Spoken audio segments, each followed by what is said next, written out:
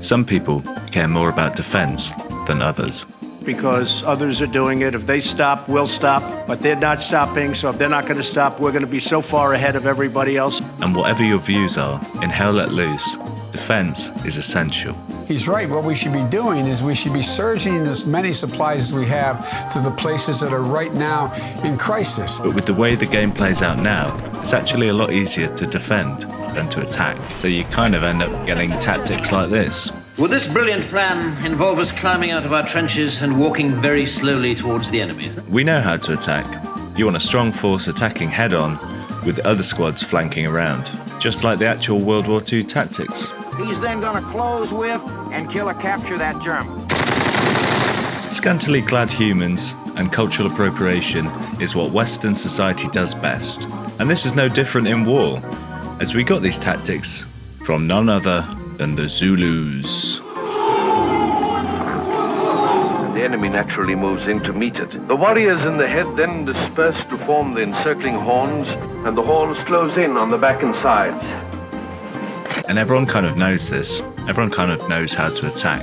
It's the same plan that we used last time, and the 17 times before that. So today, we'll be looking at how to defend, and turn that defense into attack. Because it shouldn't be seen as one or the other.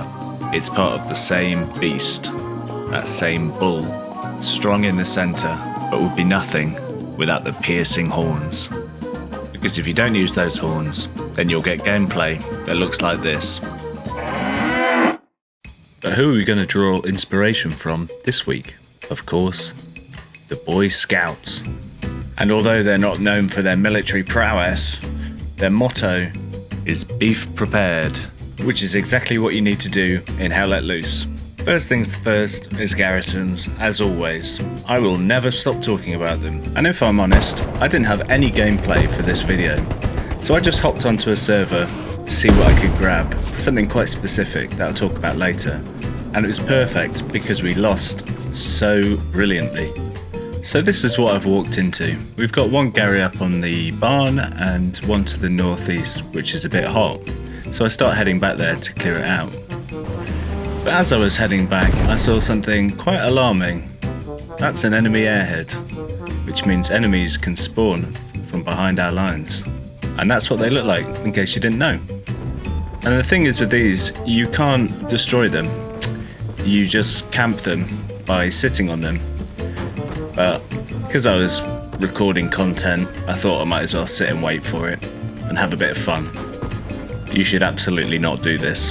What you should know about these things is it takes 30 seconds for people to deploy on it. So if you do see one dropping and you take a while to get there, maybe give it a few seconds to see who spawns on it instead of running towards it like a madman.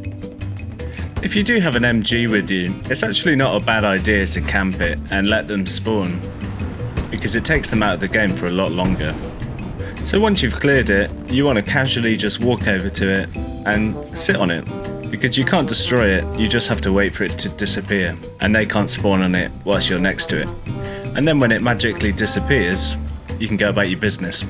And I think it's got 3 or 4 waves in it before it disappears. I'm not quite sure. So if you're on the attacking side, make sure you spawn on it quickly. But anyway, back to what I wanted to talk about, which was when you're setting up defensive garrisons, it's a little bit different because you kind of want as many as you can pretty close together. But the problem is you have to space them 100 meters apart. So how do you plan for this? There are 4 sectors. Imagine a cake that has been cut into 4 slices. The cake of good hope. Okay, let's cut this cake, which is the worst shape for this kind of thing. The first slice is always your backups. These want to be built in the territory behind the one that you're contesting, because if you lose it, then you can use these to fall back on. You want to get these as close to the line as possible. The next slice, not so important. They're just kind of close to the cap, so if you lose the ones on the cap, you can use those to get straight back on it. The third slice is your contested point garrisons. They want to be wedged in there pretty hard. And whilst I'm here, let's make a quick point about that. Hey guys, Wild Bill here with another top tip about garrisons. The top tip is to use the ping system. if you're trying to place a garrisons near another garrisons, then simply open your map and ping the garrisons. This will tell you how far away you are, and remember, you need to be 100 meters away from the other garrisons. And that's your garrisons building top tip for this week. And this is actually quite a good tip for support guys. If you're waiting for your officer to tell you where to put a garrison, find somewhere good. Ping the other garrison, and then you know you've got a good spot and you're not wasting supplies.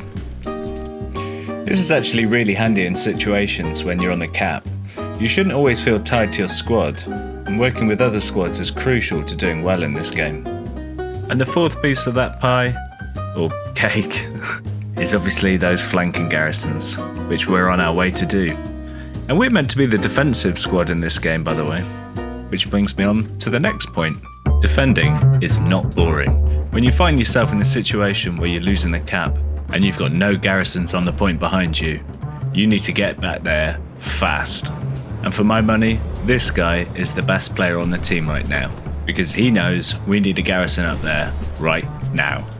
And the most annoying thing is, he's not in my squad, because this is where seconds count. In situations like this, it doesn't matter who's meant to be attacking and defending. Everyone should be piling back onto that camp, because you have no time.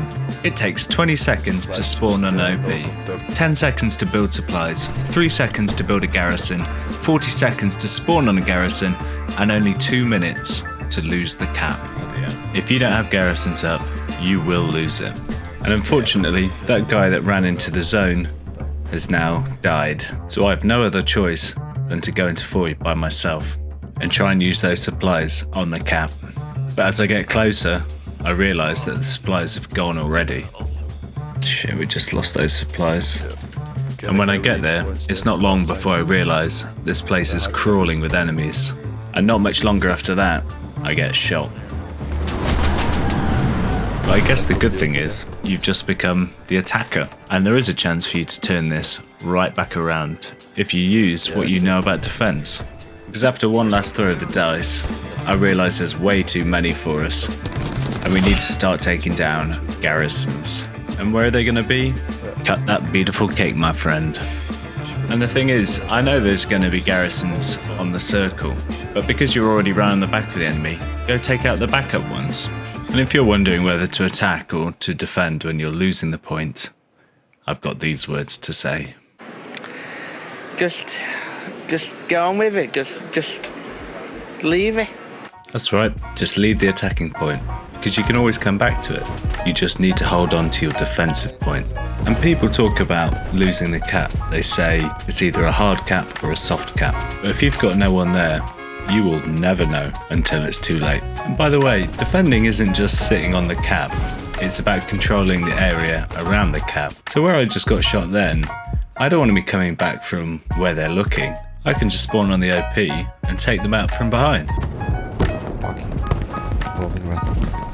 OP's down. Then it doesn't matter what rifle you've got, you'll still win more games. Enemy killed me west from my Yeah, he's body. dead. I got it. If we go back to that first game I was showing you, you'll see that we were doomed, because you can't just put defensive garrisons up. It's almost impossible to hold a point for the whole game. You need those spawn points up to be able to flank them, even defensively. Even if we had one OP even to the west of those tanks, we could get an AT guy right behind them and cause them some trouble. Because even though the barn's looking pretty shit right now, it's too late. You're never going to be able to push them off. We're locked in the bull's horns. And that's also why we start losing foy straight after this, because we've got no way of knowing who's moved up. So if you see someone putting a garrison somewhere that looks a bit dumb, that's alright. You can get the best ideas from the dumbest places. But this moment also gives us a much greater chance to be radical and to do things differently, to build back better. We will double down on leveling up, if you can make sense of that. I agree on Joyce Bonson. And the reason why I've used video clips of Trump and Biden and Johnson is because they've all got wildly different ideas about how things should be done. What? And that's kind of the point that I'm trying to make with these videos, is that it's just advice. It's not exactly what you should be doing, but understanding the mechanics behind it will really help you get to grips with this game. Because we don't want to talk about garrisons all the time. I want to say things like, They did a lot of shooting, and they did a lot of blasting. The fact is that they blasted their way into the house in a very heavy wall, and it took them literally seconds. gaming is quite an odd thing, where you play with people from all over the world, from all kinds of backgrounds and beliefs. This year has been completely mental, no matter what side of the argument you're on. But the fantastic thing about this game is the ability to bring people together to shoot other people. So I just want to say thank you to you lot as we've crossed the 500 subscriber mark. Thank you all for the words of encouragement and also criticism, because all opinions are useful. I'm really annoyed I wasn't able to get any Jeffrey Boycott references in this video about defence. But if you're struggling mentally with 2020 and all the shit that's gone on, here's Jeffrey Boycott telling you how to get out of bed. Remember, the best technique is to look at that bed and then try and get as far away from it as possible. And whatever this game throws at you, just keep trying. Yeah, I'm in. Oh shit. Who's loaded? Yeah, that's right. Okay, smoke landed. Fuck! Shit! Fuck! Able to take my got pushed down that time. Fucking press that fucking button, mate. Right, this is our mission now. We need to kill this fucking tank. Yeah, I don't see the tank much.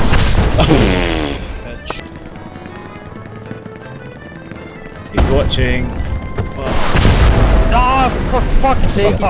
Fucking lost Alright. One last go, and I'm gonna go smoking.